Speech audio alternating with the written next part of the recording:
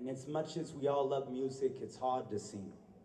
When your community has gone from financially viable to economically impotent, thanks to a president thinks he's Prince, labels my people, formerly known as indigenous, now called a legal immigrant in our own land, beaten like Palestinians, stolen like innocents. What kind of world is this when children are molested by an uncle named Sam? You want to complain about the Taliban? My block looks like Afghanistan.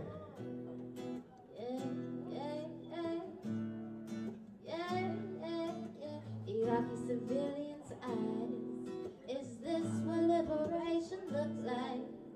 Afghani women eyes. Is this what liberation looks like? Africans in prison eyes. Is this what liberation looks like? Everybody living eyes. Is this what liberation looks like? She grew up underneath the crimson sky, watching this golden crescent moon reflect off the prisms of evening stars. Now she spends her evening counting the stars on the sleeves of a prison guard from behind the bars in Kandahar. She is an Afghani woman who has survived 2 occupations, US and the Soviets. To her, there's no difference between the two when both mass murder Muslims like Bosnians by Milosevic. She told me a secret, asked me to share it with you. Most Americans don't know this, but Afghanis, we don't hate Americans. We hate the arrogance that can't differentiate between violence and self-defense and labels everything as terrorists. She's one of the 90% of Afghanis who grew up without electricity. For unfortunate few who did have a TV, which she turned on in '99 just in time to see children kill children in Columbine. She thought to herself, your world is our flip side.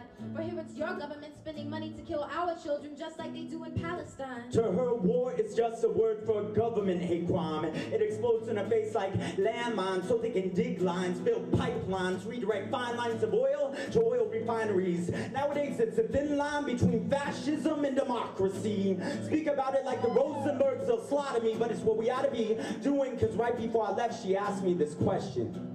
If Americans claim not to condone the killing of innocent civilians, how come no one listened to our pain until someone blew up a building?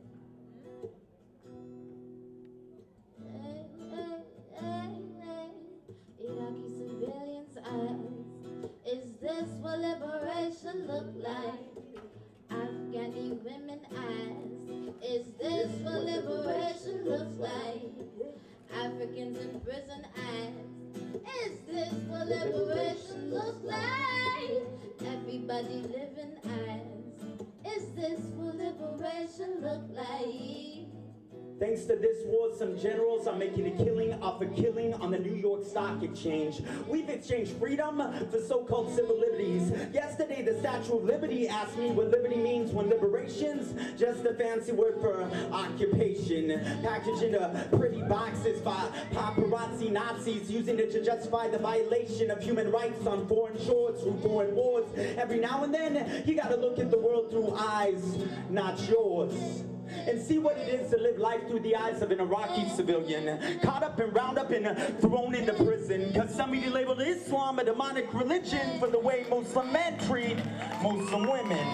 Yet right now, there's a Muslim woman being raped in a US prison overseas by US soldier in fatigues who torture men just for kicks and take digital pics for souvenirs, so you might see why through their eyes, they're not really feeling liberated right now.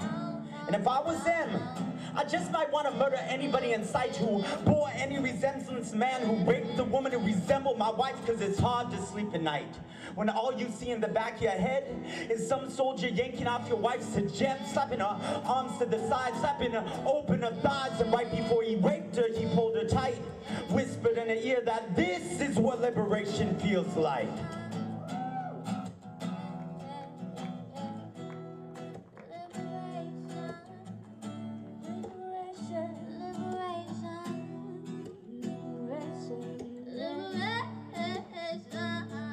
Such contemplations could lead a man to do things like decapitation, and I'm not saying it's right or wrong, but put yourself in his shoes. If it was your wife, what would you do? And in a human race in time, we're so far behind we think our past is our future. I feel Chinese. US reminds me of Britain.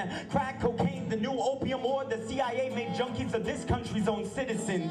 Public lynchings, legal hangings. People being behind bars, strange fruits, shoots of their roots, American troops policing these streets. Therefore, anyone in prison is a prisoner of war. The war on drugs, the war on poverty, the war on Islam, the war on misogyny. I'm declaring war audibly. Storm Rikers Island like Normandy. Everyone incarcerated get free, cause we're tired of jumping up to get beat down like brand Nubian who knew like non-Nubian. There's nothing new under the sun. We just went from race to culture, caste to class, and like Chuck D said, we're still public enemy number one.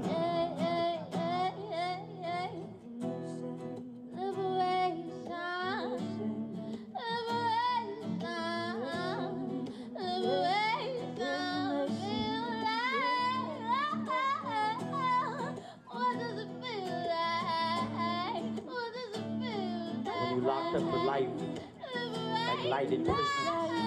It's hard to envision your world without prisons. A world before buildings. A world where billions of children are no longer killing our own kind.